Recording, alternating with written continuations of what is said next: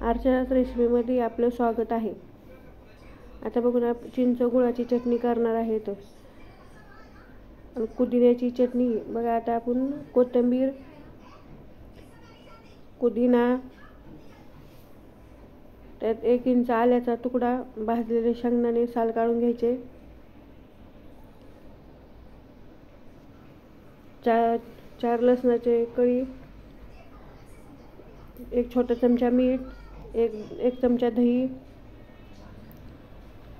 3-4 हिरवी मिरची, 4 चमचे पाणी घालून मिक्सरमधून चटणी बारीक करून घ्यायची।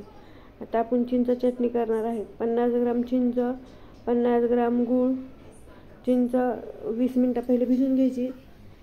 बघा आता कढईमध्ये टाकून घेऊ, चिंच गूळ एकत्र मिक्स करून घेऊ।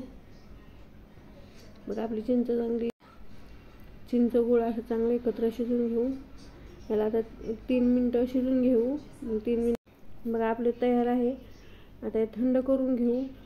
चांगलं थंड झालं की मग मिक्सरच्या भांड्यात काढायचं आहे। मग मिक्सरच्या भांड्यामधनं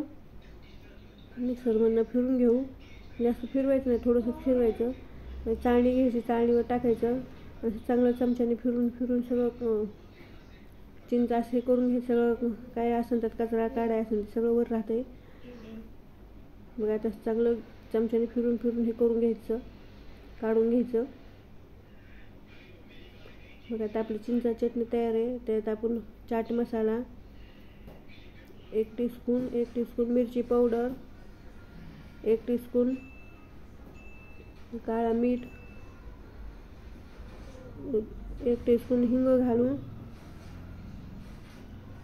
सगळं मिक्स करून घेऊ। बघा आपली खट्टी मिठी चटणी आणि पुदिन्याची चटणी तयार आहे। तुम्हाला ही रेसिपी कशी वाटली ते नक्की सांगा। लाईक करा, सबस्क्राईब करा।